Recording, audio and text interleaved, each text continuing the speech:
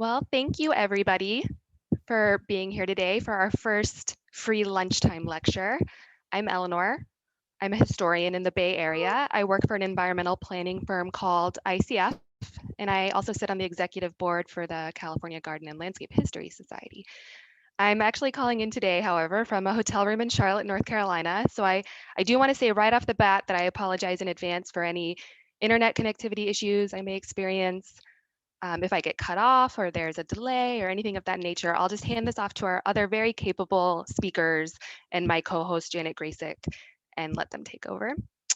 I also wanted to say that I glanced over our registration today, and there are a lot of people who are coming to this talk who are not members of our organization. So I hope you'll forgive me for taking a few moments right now to just talk about CGLHS a little bit before I switch over and introduce Chris, who's our speaker.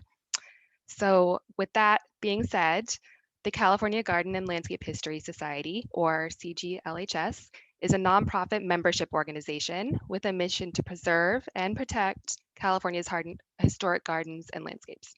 Our members include landscape architects, horticulturalists, historians, and archivists like myself, planners, and gardeners from across the state.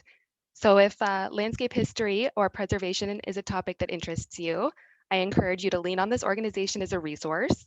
The online lectures we've provided over the past year have been really popular, and members can access recorded versions online on our website.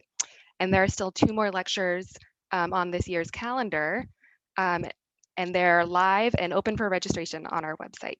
We're also planning to announce a few other online events in the fall, such as a cider tasting and a potential landscape photography workshop. So sign up for our email list or become a member so that you get notified in advance for those events.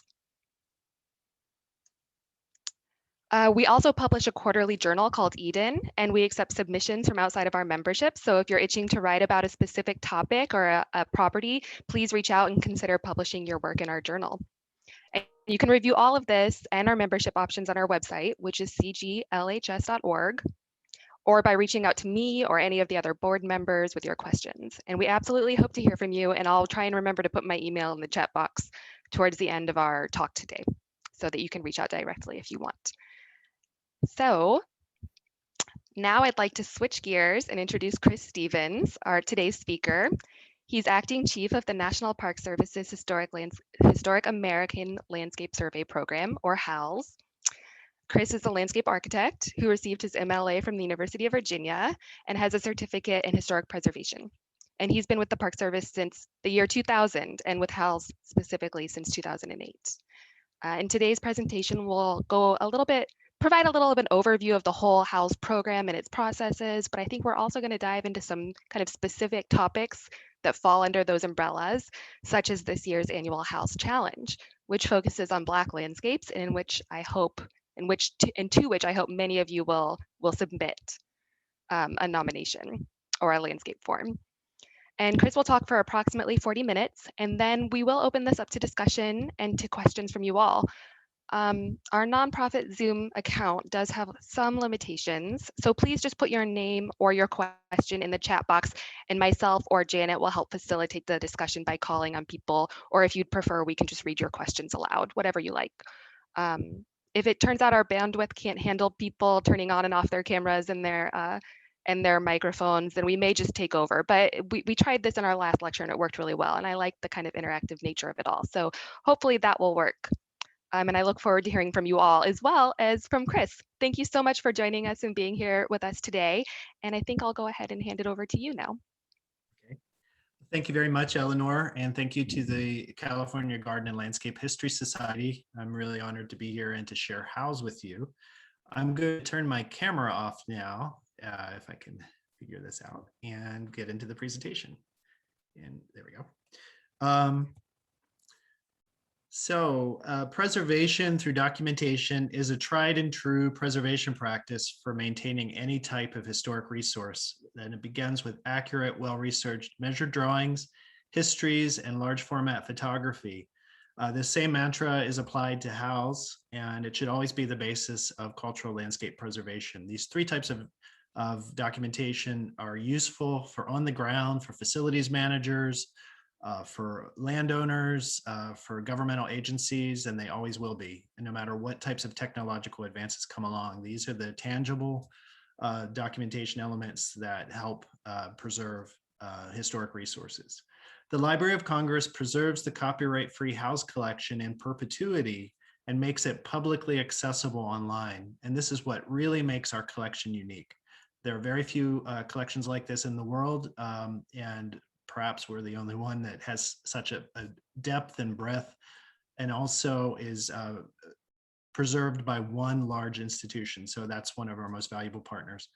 It's very user-friendly, and it's an academic record without technical jargon. The collection is open-ended, meaning you don't have to do all three of these types of documentations. You could just do one. You could do some photos now, and 50 years from now, add some more photos. So it's completely open-ended. This example shows Tazai Ranch, which is a historic cattle ranch in the Grand Canyon Parashant National Monument in the Mojave Desert, and we did all three types of documentation for it. In the 1920s, the Garden Club of America began the first landscape documentation program in the country. They produced sketches, narrative books, and slides, and this was done even at their local chapters. And then during the 1930s, Charles Peterson of the HABS program, the Historic American Building Survey, our companion program, established a short-lived but prolific program that looked at historic landscapes. It was called the Historic American Landscape and Garden project, and it was similar to HABS in format. And it mainly looked at Massachusetts colonial and federal landscapes and mainly gardens, but it really had a lot of great documentation to come out of that. Many of those sites aren't there anymore. And then post-World War II technology, the years following World War II led to developments in the adaptations of remote measuring technologies that came from spying technologies such as LiDAR, laser scanning, photogrammetry, GPS, and total station. So this really made looking at landscapes surveying landscapes much more feasible. And then by the 1969, HAER was formed to join HABS, and that's the Historic American Engineering Record. And it looks at industrial processes and industrial landscapes and roads and bridges, and also space shuttle and cars and ships. So there's quite a lot to be captured by HAER. And then by the 1980s, many landscape documentation pilot projects were underway within HABS, including Meridian Hill Park in DC and Dumbarton Oaks Park, both National Park Service properties.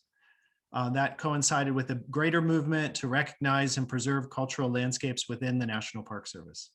And then finally, in 2000, HALS was created as a standalone program, giving landscape documentation a permanent home.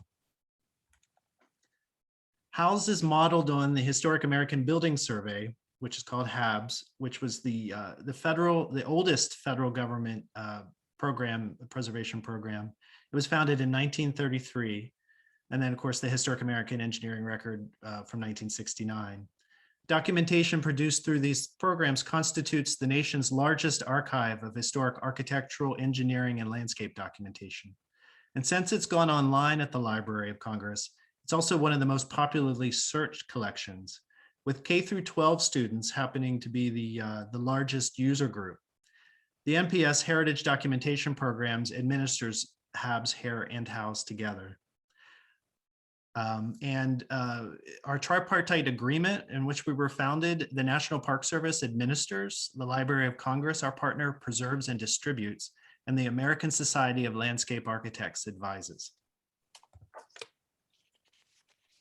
And the purpose of HALS, why do we document? There's many reasons which I've listed here. Raising awareness, just simply raising awareness helps preservation. Archival and academic record, as I said, interpretation and design, baseline documentation like preservation, rehabilitation, restoration, and reconstruction, property management, and insurance purposes. So there's many reasons to document, but I would like to talk particularly about mitigation. Sections 106 and 110B of the amended National Historic Preservation Act of 1966. It requires that mitigation be prepared when there's a federal sponsored or a federal site, when there's a National Register listed or eligible historic property that is going to have an adverse effect due to an undertaking such as a demolition or a substantial alteration. And the State Historic Preservation Office helps determine the level of mitigation. And it's, usually it's HABS, HAER, HALS, because the Secretary of Interior has only designated the Library of Congress as the official repository. And the only collection that goes into that meets these needs is HABS, HAER, HALS. So this is one reason why HABS, HAER, HALS is the #1 form of mitigation. And it's not just at the federal level or federally funded projects. California is one of the few states that stipulates that many state or local affected or impacted properties be mitigated to HABS, HAER, HALS standards as well. For those of you who might be interested in more information on HALS, we have a website with the National Park Service that lists our sample projects, competitions, job announcements, and our guidelines for doing drawings, history, and photographs. The American Society of Landscape Architects also manages a few different HALS web pages on their site. Our guidelines, which are all there and available for download, are cover the drawings, the histories, and the photographs. And we have two types of histories: the short format, which is much easier and actually more popular and easier for folks who have never done HALS before to do. And we have a standard format as well. Our large format photography guidelines and our measured drawing guidelines, they're all there. And as technology evolves, we'll be updating these. And I do have to say they are in a sore need of being updated at this point. Please don't let them overwhelm you. The first HALS project you would do is always your most challenging. After that, the process gets easier. And I'm always available to answer your questions and to review drafts. And I'm available by email or by phone, which is up on our webpage as well. The Library of Congress maintains a search site for our collection in the Prints and Photographs division. And here's the website for that. And as I mentioned earlier, it's probably one of our most important components of HALS is that it's archived forever for perpetuity, and it's available at the Library of Congress to download, and it's entirely copyright free. So for this search, it works like Google. If you're more broad, you're going to come back with more search results. And if you're more specific, you'll come back with less. I recommend that you click, there's a box in the upper left that says surveys only. This groups all individual records, like every different drawing and every different photograph per site. So it limits down, like if you have 100 results, it might cut it back down to like 2. So it really makes it easier to see what you want, to find what you want. For this example, I searched for African-American landscape, and then I called up a specific record for the Mount Zion Cemetery, Female Union Band Cemetery, which is in Georgetown in DC. And so it's a really user-friendly interface, and I think it's fun. We have things from almost every county in the United States. And so when you do HALS documentation, this is where it will go, and this is how it'll be available. Folks can make an appointment and go to the library and actually handle the paper records, or they can also see the field notes if they go to the Library of Congress too, but that you must make an appointment to do that. Some HALS statistics. We have more than 750 sites that are documented from 47 states and from Washington, D.C., Puerto Rico, Wake Island, Belgium, and France. I'll talk a little bit more about these international sites later. California has the most with 195 documented sites, and Virginia follows with 78 sites. We have only three states that have no HALS documentation, and that's Montana, North Dakota, and New Hampshire. But we're currently reviewing a draft from Montana, so we'll be down to 2 with no documentation.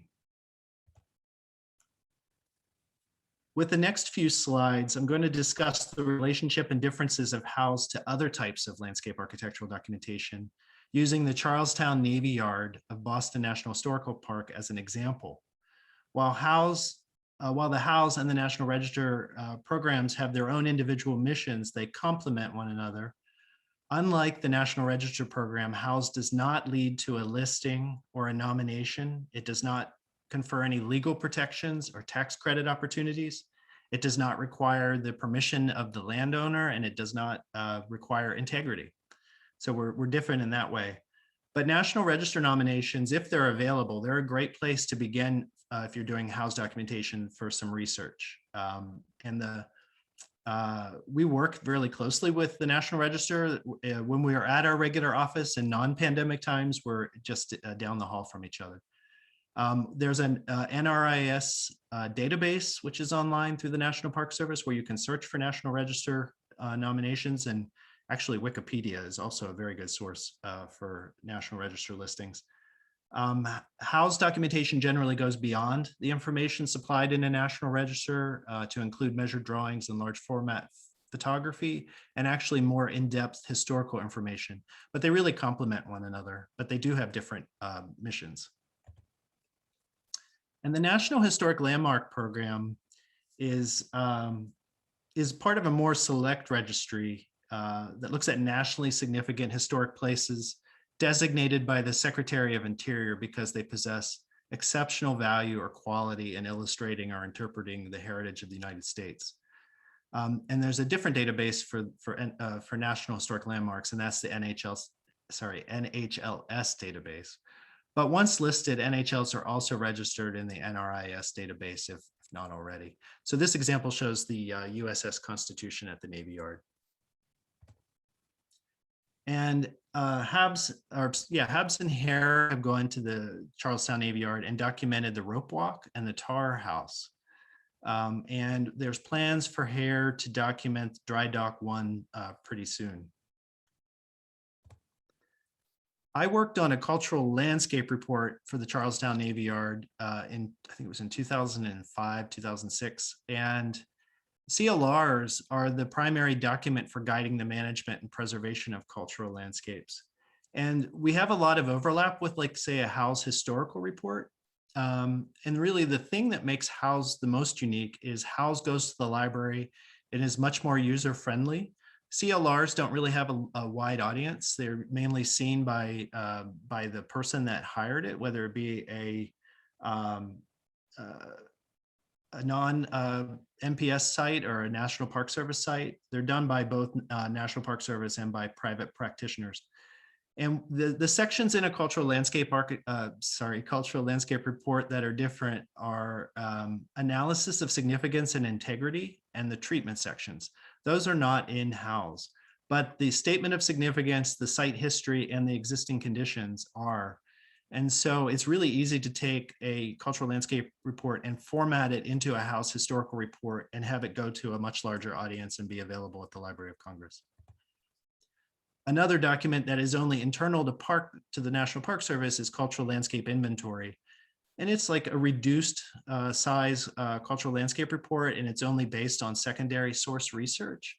But it does aid parks in making decisions, but it also has a lot of great information. And I've taken some of these and converted them into HALS historical reports when necessary. The statement of significance is really in National Register, or it's in all the types of documentation, National Register, NHLs, cultural landscape reports, cultural landscape inventories, and HALS historical reports. The period of significance itself is really used in all of them except for HALS. HALS does not particularly require that there be a date range, but the logic is the same for analyzing and looking at the significance of a site. We just leave out a lot of the jargon, and it becomes a more user-friendly read for people who want to read about the significance of a site. The chronological physical history is common in all of and everything, and it's really important, especially for the description of historic context, as well as the physical evolution of the site. And so, the HALS reports follow this just like the CLRs and CLIs do. We also, in looking at the existing conditions, we look at the same 13 landscape characteristics and features. And this is a great way to break a landscape down into bite-sized pieces so you can analyze it and look at how it may have changed over time, and how the site, what the site represents today. And in this photo of the Charlestown Navy Yard, almost all of these 13 landscape characteristics and features can be seen, from small scale features such as the safety sign and a view and vista of the bunker monument and vegetation around the commandant's house. And then site plans are common among all the types of documentation too. And this one we worked on for the Charlestown Navy Yard. And I could easily take this onto a HALS border and it could go in as a HALS measure drawing. The only thing that's really missing from this is the metric scale, graphic scale bar that should go right beside the imperial scale bar. But the site plans, if they're done already or done, if you happen to work for a firm, it's a great way to take these and get them into the collection. Period plans, historic period plans are also important. A very useful thing for HALS. These were done for the Charlestown Navy Yard, and they could also go into to the HALS collection. And one example we have where I did work with the cultural landscape report as well as actual surveying techniques is at Ellis Island.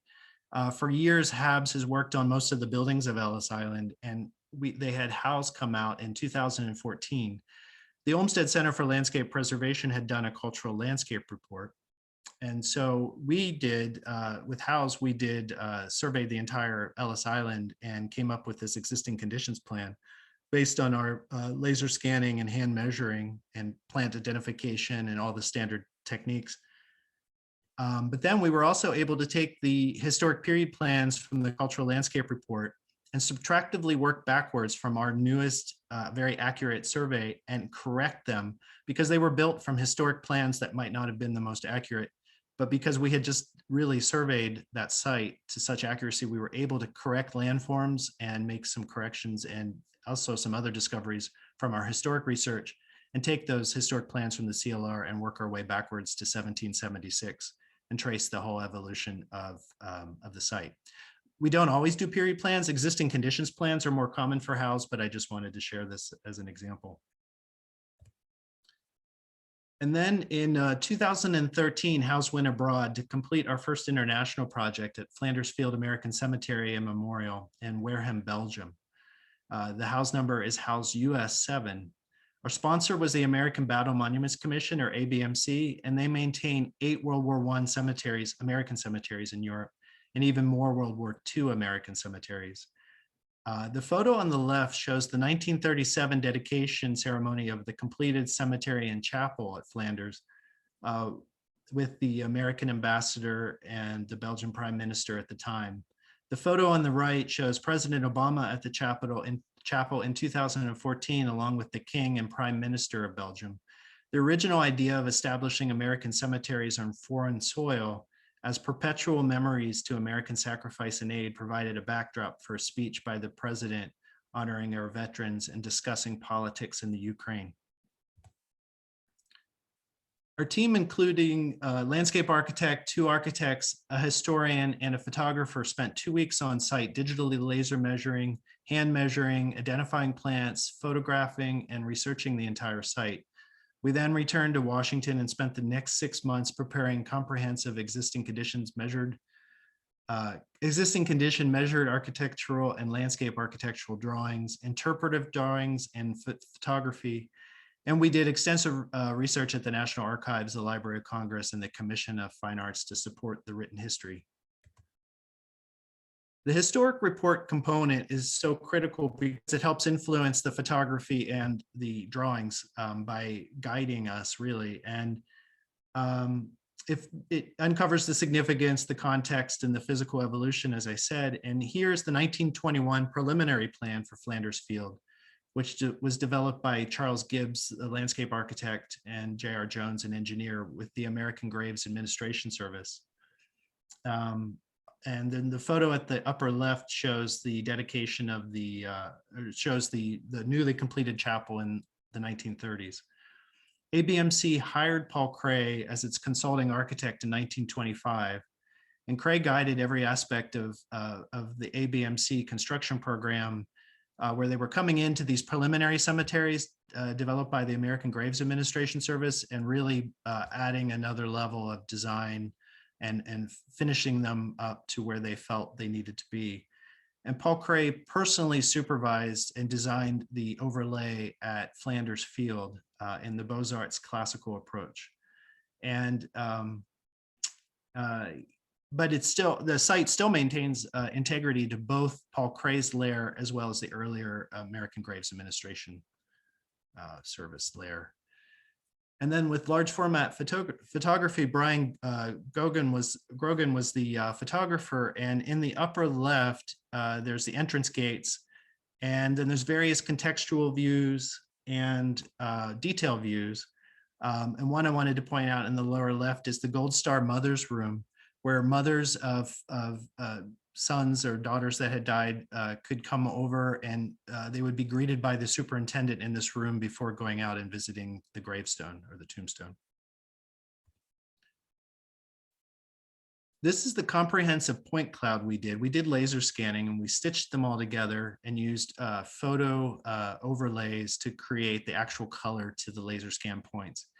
These have such great use in interpretation, but also in drawing. We can trace them and create the most accurate drawings. We advocate for taking them that step further to drawing to create the archival record and the very useful drawings for the client and for perpetuity. At the bottom, you can see where we slice through this laser scan point cloud to create a sectional elevation, and then we could trace that and draw a sectional elevational drawing through the site. But we find this is one of the best tools to do a site from scratch where we don't have good existing condition information, such as a civil survey. And then with the measured drawings, this is an example of the overall site plan that we created. And at the lower left is the parking area and the entrance gates and the visitor center. And then there's cross-axial paths, and the chapel is located in the center in a sunken lawn. And then there's 4 grave areas around flanking that. And then the axes end in the 3 other corners at Round Point Gardens that contain a memorial to the different infantry divisions that fought in the campaign. And what's really beautiful about this small 6-acre site is that it fits a lot of experiences into this site. There's an outer lawn that rings the entire site that is completely private by these massifs, as they call them, of shrubs and trees that allow you to not only experience the more formal grave area, but also to walk along the outside through a more informal garden. And then we took these and we did an increased scale plot and also included the plant labels. And there were over 2,000 trees and shrubs that I identified on site. And so this is a very typical way of delving in. You know, some records just have the site plan, but where called for, you can go in and create more detail like this with all the plant names, plants identified on site. And we use different line types to represent deciduous versus coniferous trees. And we tried to be inspired by Paul Cray's drawings from the 30s and look at like a Beaux-Arts or hand-drawn style. But this is all done in AutoCAD using the laser scan and field measuring and hand measuring.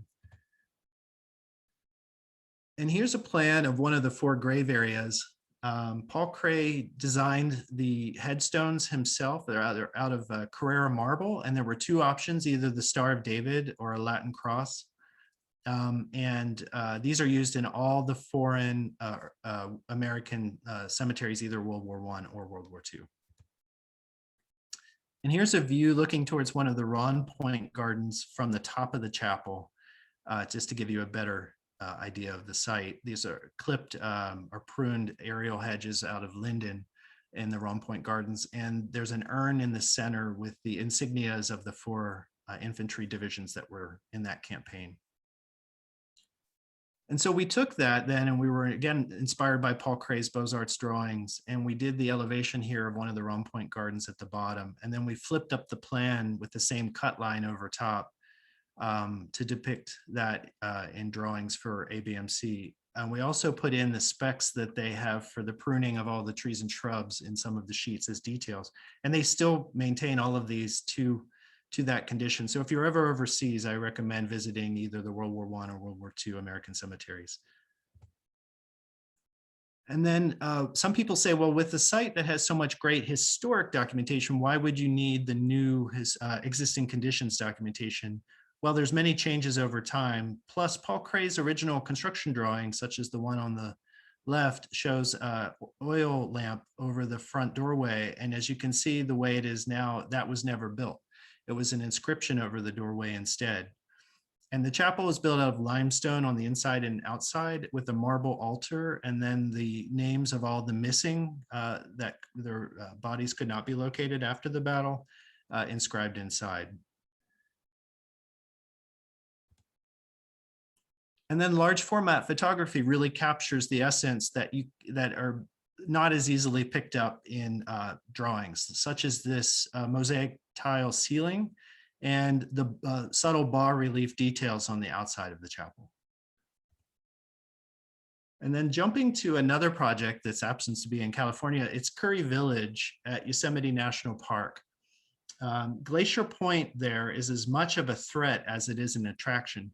And in this drawing, in the section, you can see at the bottom in the middle, the tiny little Camp Curry, which is actually a pretty big site, Curry Village, but it's so dwarfed by the size of Glacier Point.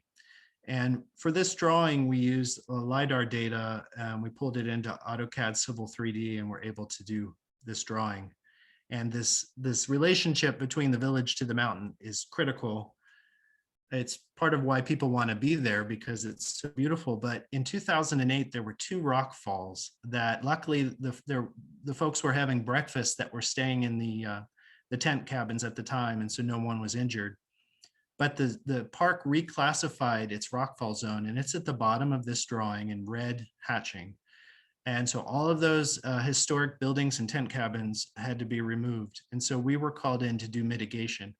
And so I worked, instead of surveying this site from scratch, we had really great survey data that I was able to field check and walk the entire site and make corrections to create the series of landscape plans.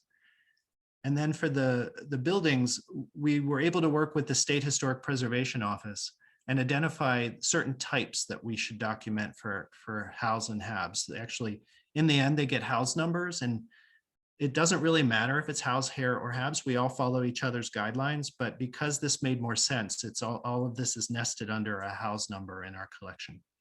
And here's our team from the Library of Congress with Glacier Point in the background. And here's some of the traditional tent cabins there. The park had already had a firm come in and laser scanned many of the historic bungalows that were there that had to be removed, such as the Foster Curry bungalow. The Curry Village itself is very historic. It's one of the earliest tent cabins in the nation, dating to the late 19th century. And Foster Curry was the son of the founders, and he built his cabin here, and it had to be removed because of danger. So they had already laser scanned it, and we took it out in the field. We printed out, plotted out the drawings, and then we did hand measuring, and we were able to find everything you see on red here is a correction. And so laser scanning isn't the end all be all for documenting sites. And in turn, this firm had laser scanned it, and then the person that did the drawings had never been to the site. So they were producing the drawings entirely from just looking on a computer screen, and there was a lot of things that were missed. And so we were able to correct the drawing, and this is our final drawings that go into the Library of Congress. And you can see it's nestled into a boulder, and that was really not captured in the other drawings. So the site-specific details we were able to capture as well. And then this duplex bungalow had not been laser scanned at all. And so we completely used hand measuring for it. And sometimes hand measuring makes sense because there's a lot of expense with laser scanners, and also it's difficult to get them to a site.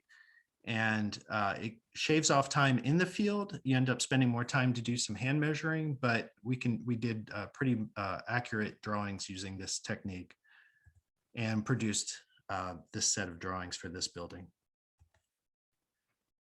And then highlighting one other very different project, which happens to be our largest one to date, is the tidal basin in Washington, D.C.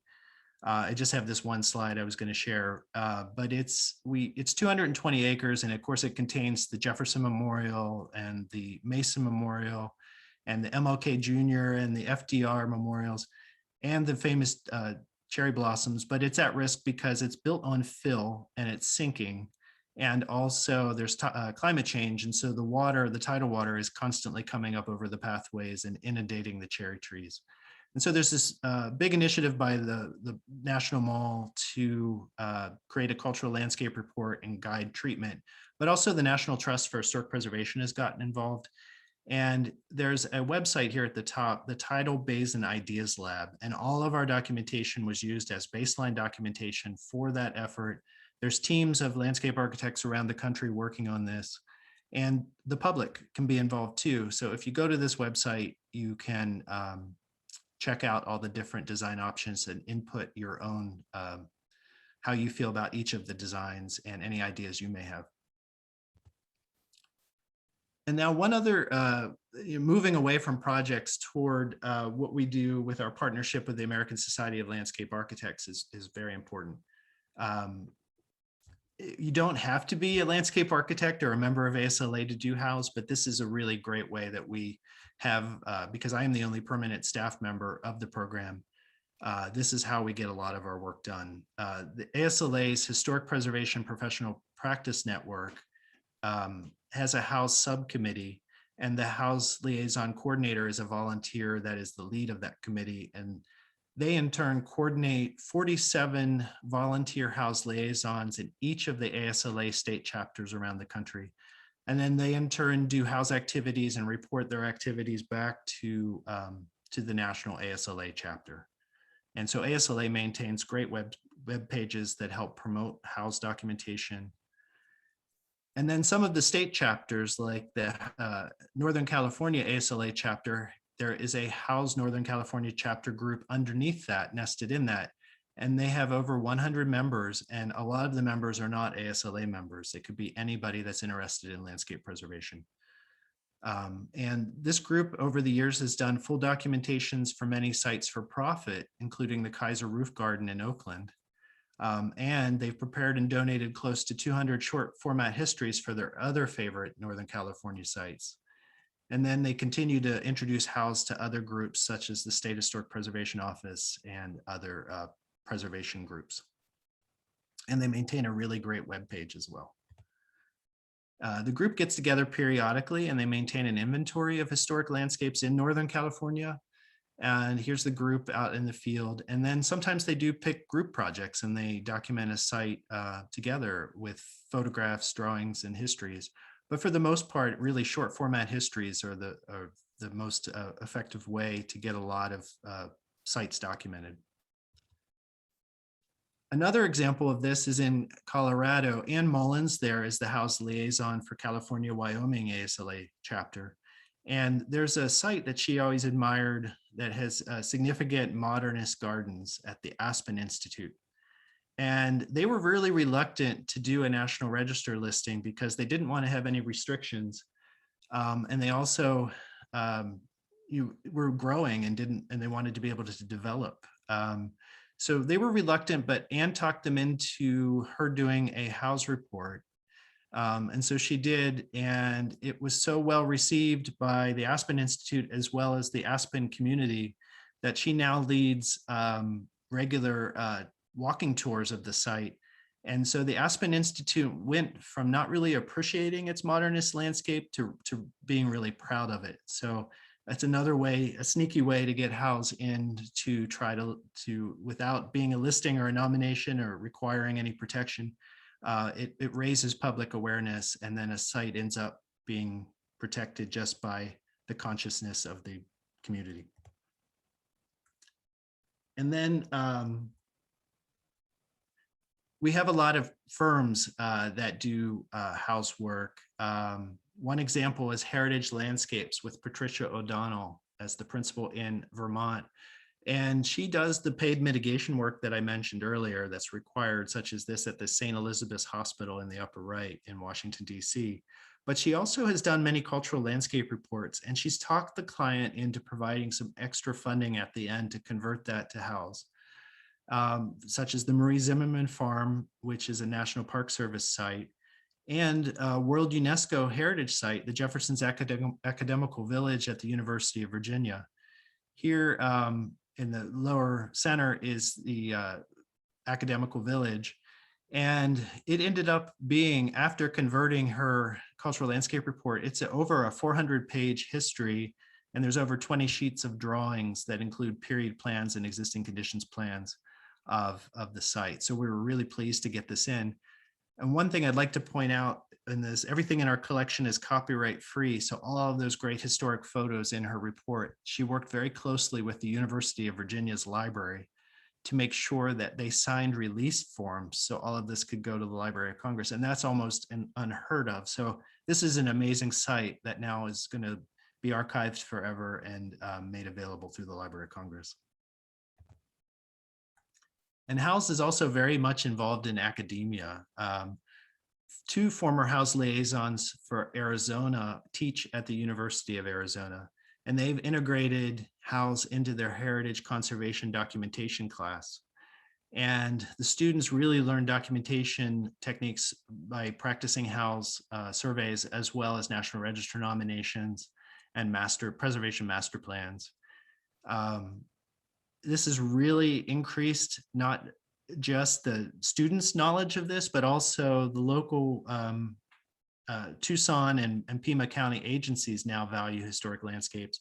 And their State Historic Preservation Conference in 2011 had 0 landscape sessions, while in 2017 they had 4.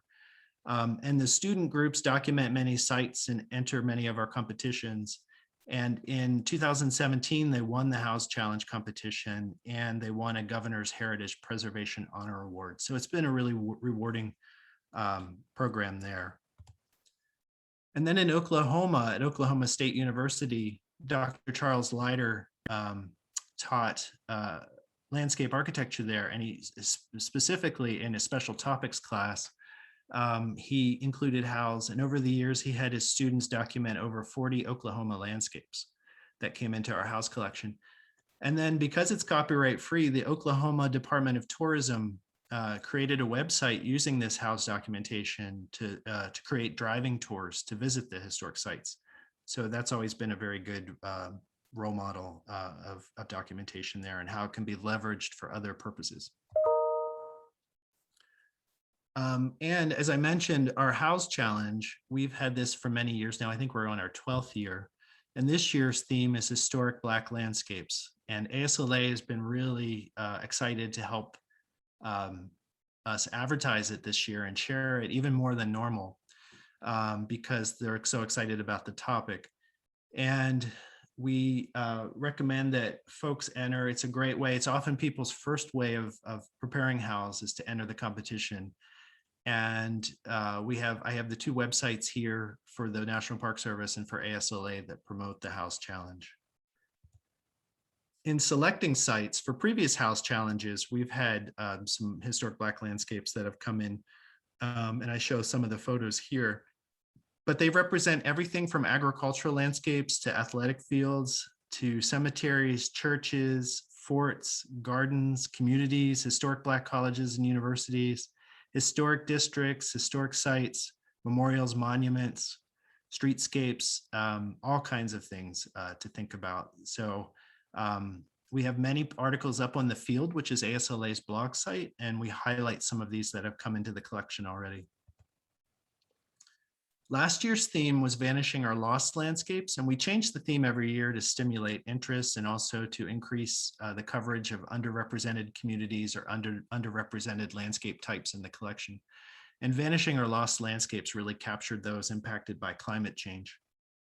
And so we had some really great entries from all over the country. And here's a list of all of our HALS Challenge themes over the years. And here's Chris Patillo, Principal Emeritus of PGA Design at the first ASLA. It was her idea to do the HALS Challenge in the first place. And the first theme, Revisiting Cultural Landscapes of Childhood in 2010, was her project. And the 3rd place winner was Sonoma Traintown Railroad by Janet Graysick. And it's Chris is standing here next to the banner at the ASLA conference. So it's been great because this is one of our most important ways to get things into the collection. And I'd say it's probably been the best way for us to really expand out and have more and more people be involved in with HALS. And so HALS is to enter the competition to do a short format history, we have a Microsoft Word template online that you download. And it's a Microsoft Word table. And you go through the cells and you fill them out, and then you delete out the directions as you go. There's tips and directions included within. Everything must be copyright free, which we explain within all of the guidance. And if you ever have any questions, you can just contact me, but you can download this from our webpage or from ASLA's webpage and then just fill it out. It can be 1, 2, 3 pages or up to 60 pages or even longer, depending on what the needs, but we have many examples that are only 1 page long.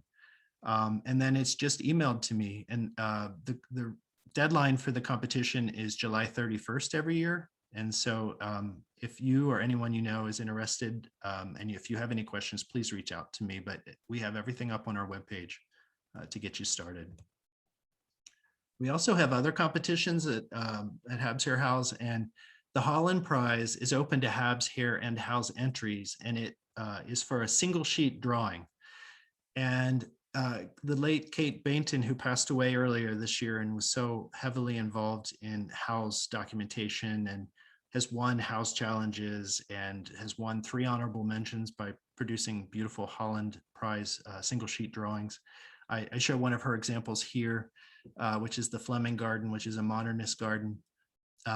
But I have the link here too, if you're interested in this. But you could, if you work for a firm or you're a landscaper, and you have existing drawings, you can reformat your drawings onto one sheet and meet the guidelines for doing this if it's a historic site you've already worked on. But they really are in the Beaux-Arts tradition of a single sheet drawing. And then my last 2 slides, or last 3 slides, are talking about what are cultural landscapes. And this comes up a lot. They're not just the design gardens by the famous designers. They can be vernacular farmhouses or ranches. They could be historic sites where an important event occurred. They can be an ethnographic landscape that is important to a cultural group. They should be a historic in some way. We are not, because we're not a listing or a nomination, we don't require integrity, and we don't require that things be 50 years old, for example. If they could be less than 50 years old, as long as they're clearly, you can clearly demonstrate that they're historic. And as I mentioned and have said repeatedly, HALS does not require physical integrity. And this is so important, especially with this year's HALS challenge of historic Black landscapes. So often communities that were underrepresented in history or in historic preservation, their landscapes or buildings have been lost or have lost integrity because they weren't recognized, they were invisible, or they weren't valued. And so HALS is a great way to capture these histories and represent the full history of America. And this example is really great. The Smoky Hollow community in HALS was lost to urban renewal. And it was a very vibrant community, but like many urban renewal projects across the country, it was removed in the 1960s with the promise that a park would come. Well, that park never came until recently. And so state agencies, academia, and local practitioners got together and worked with the former residents of the community to do a full drawing set, history, and photographs of the entire site. And these drawings then are used as the interpretive waysides within the park. And then the park got built. And so they actually really fully interpret the old community in the new park. And so this was a really exciting project that I think helped heal a lot of past harm in Tallahassee, Florida. And my last slide is the Texas Freedom Colonies Project. I've gotten to know Dr. Andrea Roberts from Texas A&M University, and I really am inspired by her project here to map Black settlements of Texas, and they're called freedom colonies. And after the Civil War, a lot of these towns and settlements were formed really across the nation. And over time, they either were incorporated into other communities or they were lost as people moved on. And the record, as she shows on the left, had just very scant memory of these sites. But by working with descendants, she was able to identify so many more sites. And let me see how many I have it. There are now 557 freedom colonies with the place names recorded, and 357 have been mapped in different counties in Texas. And so I think this is a really great model to use elsewhere. It's a GIS-based online system that people can be involved in to try to map communities. And so many of these communities may only have a cemetery left or some archaeological ruins, but they're ideal for HALS. And the descendants have been a great asset to helping this project along. And so that ends my presentation. And if you have any questions, we can discuss those now, and I'll put my camera back on. Thank you, Chris. We do have a couple of questions, and I was going, so one is very brief, so I think I'll hop ahead and let Leslie ask her question, and then I'm going to go back up to some questions that Petra and John asked about documenting sites that are significant for events. So Leslie, if you want to ask your question, feel free to unmute. Otherwise, if I don't hear from you, I can just read it. Yes, I'm here. This is Leslie. Hi. Thank you. I got into the talk late, but I'm wondering, I'm doing a National Register nomination of historic places for a site in Portland, Oregon, the South Park Blocks. And I'm wondering if there's any, I'd like to look back and see if there's been any work done by HALS on this site. So I'm wondering how I would access that information. Okay, the best way would be to search our Library of Congress collection, which I have the website earlier in the talk. Okay. I'm trying to think how to best to get that to you. Do you think you could put it in the chat, Chris? I could definitely do that. I think that would be useful. And your tip about clicking the survey box, yes, was really useful. I mean, I was not aware of that, and that will help people's searches a lot. Yeah, I didn't know about it for a while either. So our collections manager told me, and that really helped. Okay, great. Okay. Thanks for putting that in there. And then Petra, do you want to ask your question?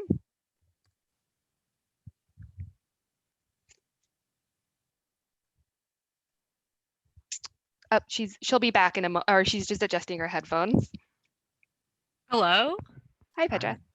Okay, my gosh, all the different options. So I guess you can hear me, but I can't hear anyone else for a second. So I'm sorry. I'm so sorry. 1 second. I'm almost there. Hello? Yes, hi, we can hear Okay. you. Sorry Yes, go about ahead. that. Now I can hear you. So Okay. sorry about that. So basically, we're trying to identify a site in the East Bay, we're in Oakland, and so a lot of the sites so far that have come up are associated with the Black Panther Party, and a lot of these events have taken place sort of like inside buildings, or on like very building centric sites. And so I'm curious if it's really like valuable to do a HALS survey for that, or how do you kind of, would like finding a photograph of people using the landscape be enough justification perhaps? Or I was just wondering if you could speak to that a little bit. Sure. I would say we often have HALS entries that come in that are very building centric. But they speak from the landscape perspective. So they're really looking at the outside of the building or how the landscape functioned. Mm-hmm. And so that's fine, even if there's not a lot left. If an event happened there, that makes it a significant event, that makes it worthy on its own. And you would describe, like those landscape characteristics and features, you would just describe what's there. And you could talk about buildings and structures are one of those features. So you can talk about the buildings and structures. And like I said earlier, like HABS, HAER, and HALS, if there's more building description in there, that's fine. It can go into HALS, especially if you're talking about the site. The historic photo, we typically discourage historic photos unless you can sign a copy of our release form, at least for reproducing it. But they're great to write from. Like if it tells you what the landscape looked like at the time, you can write some paragraphs and cite that as a source. But if you can get a release form for it, it can go in as a graphic.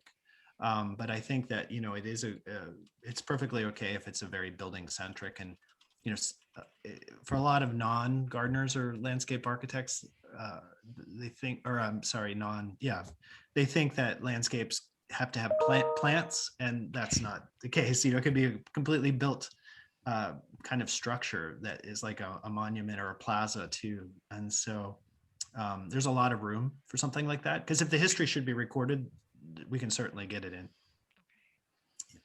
Thanks. Thank you.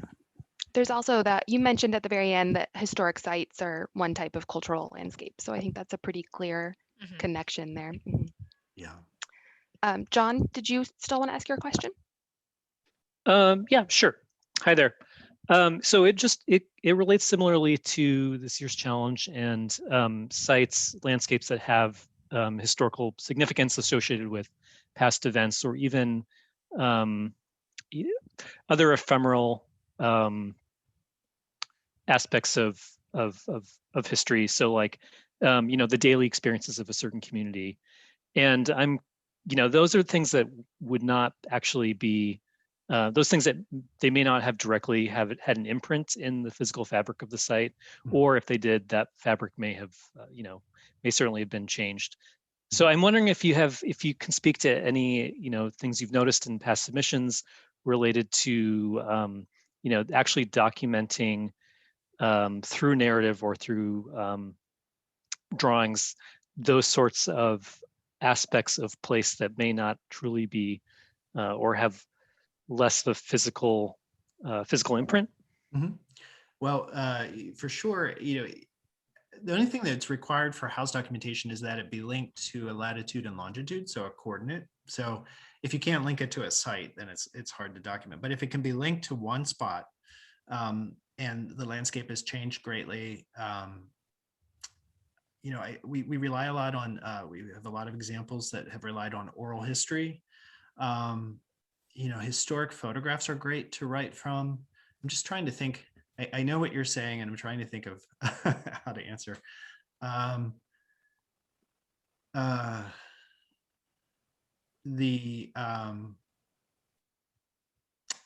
As long as somehow the landscape can be described as what's there now, it doesn't have to have integrity. So it could have changed completely from what was there. And it might not have been that it was not a landscape design, it was an event that happened. So the landscape just happened to be there, and maybe it's changed 100% since then. So it would be describing what was there during the event and what is there now, and mainly about the event itself. And I think that could all be done within the template, the Microsoft Word template. There's some room for some creativity within that. Not all of those landscape characteristics and features have to be present. So it could just be describing the event, the context, and why that event is important, and why that place is important because of that event, and then just describing whatever was there landscape-wise as best as possible, and what's there today. Chris, this is Janet. I'd like to point out Randy Hester's seminal research from some years back, where he recognized that in one community there was an empty lot that became valuable to the whole community, because that's where people talked to each other and exchanged information. So, I think that getting away from the idea that landscape needs to be a garden, it needs to be a design place, it's actually just the land. So I think we can apply a pretty broad scope to this. Right. And we just had an example come in, a very unique example of a fairy tree during the pandemic. People have, I don't know if you saw it on the national news, fairy tree in Norfolk, Virginia became significant because children started leaving notes for fairies to ask for the pandemic to go away and for COVID to go away. And so this tree happens to be a street tree, and crepe myrtles are historic street trees in Norfolk, but it's just a street tree on a median strip. And so we really had to wrap our head around that, because it's not 50 years old. It's just, but we know with the pandemic and the kind of coverage this got and the response to the pandemic, I mean, a lot of collections in the DC area are looking for things from the Spanish flu, because we don't really have much coverage from 100 years ago. So we thought, well, we should take this into the collection, because we can imagine 100 years from now, someone's going to want to read this story. But, it's just a street tree on a median strip along a sidewalk. But the story was and the link to a national event of the pandemic was what made it significant. Wow, that is really, I had not heard that. That's amazing. So it's a little bit past 1 o'clock. So I understand some people may need to jump off, but I was wondering, Chris, if you wouldn't mind putting your email Sure. in the chat box as well, in case people have other questions. And then I'm perfectly willing to stay on for another 5 minutes if other people just have to get their question in now. I see one from Hannah Simonson. Hannah, do you want to stick around and ask your question? Sure, yeah, thanks. It's a quick question. Okay. I'm curious if the Northern California chapter of HALS, if there ever projects that people can like volunteer to help out on, or if, for example, I myself am a historian and I don't have the skills to produce measured drawings, if that's a network to kind of like help people partner up if they are interested in documenting a specific site.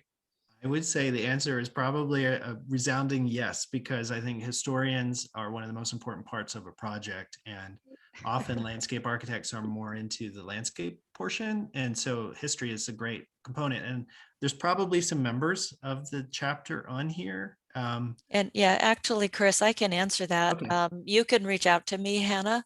And I know you know Eleanor, and you can always reach me through there, or just through the HALS group as well, or through CGLHS. And we haven't taken on group projects for a little while, but we certainly could.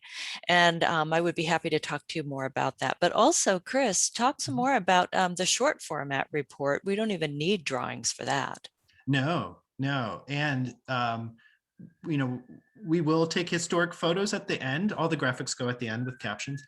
We really discourage them on the template that you find online because of the copyright release issue. But if you can, which is, it's rare, but if you can find the owner, trace down the owner of the graphic and have it truly, signed off on our release form, we can include it. But just the digital, we have large format photos, but that's a whole separate thing.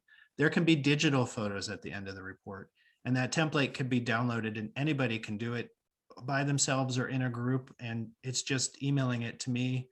I'll review it. If I have any questions, I'll get back, or if there needs to be anything, or if you have any questions along the way, I'm happy to help. But it is always probably more fun to have a group to do these things. And I think the local HALS chapter is a great group of people.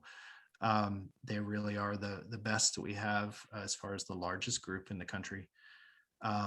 And so, yeah, I think it's the template itself that it just, take a look at that to see all the directions and tips. And if you go to our HALS Challenge webpage, we have all the winning entries since 2010, links to them. Once they go to the Library of Congress, you can download the history, which is always under the data pages tab. It's kind of hidden there once you go to the link to the Library of Congress. But it's great to look at the histories that have been done. Okay. Well, thanks so much, Chris, again, for being here during the middle of the day. Yeah, thank you. That was great. It's a lot to share, but I hope it doesn't seem so daunting, because I think more and more today, people try to get out of doing HABS HAER HALS. There's a trend with the state historic preservation offices around the country not to do it, even when it's required. And I feel like it's not that bad. It's just sometimes you spend more trying to come up with some other system to do it when to avoid following the guidelines. Right. Well, yes, and I think the way you've described it today makes me look at it in a whole new, so as you're aware, we do a lot of HABS HAER HALS documentation under our state regulatory agency as well here in California. And I've always, so I'm familiar with it, but I'd never really thought about a lot of the accessibility issues that you brought up today, just how you don't need a period of significance, how it doesn't require integrity. I mean, that really makes your program a sort of hold a special place within the different preservation programs available to us. So I really appreciated that. Thanks. And I found in putting together this webinar, it was very, very useful for me, because some of our old guidance says integrity is required and kind of uses National Register guidance. So we will be updating that. Okay. And, many of the states that do mitigation, it doesn't come to us and it ends up in file cabinets. And that's so sad, because where will that be 100 years from now? And, the work is done. It's done to our standards, but it hasn't come into our collection. Yeah, that's a shame because Yeah, there's so much documentation out there. yeah. Okay, well, I think we'll go ahead and end this, but Chris did drop his email and his phone number in the chat if anybody wants to reach out with a specific question about the program or the HALS challenge. And I think I remember seeing all of that available on the website as well. Is that Yes. correct? Okay. Yeah, it should be. It should be. So you can also find that on MPS's HALS page. Thank you everyone so much for being here today, and do sign up for our newsletter in case you want to find out about other upcoming events. This has been a great success. We've reached out to a lot of non-members, so I hope we can offer more free lunchtime talks in the future. Bye, Chris.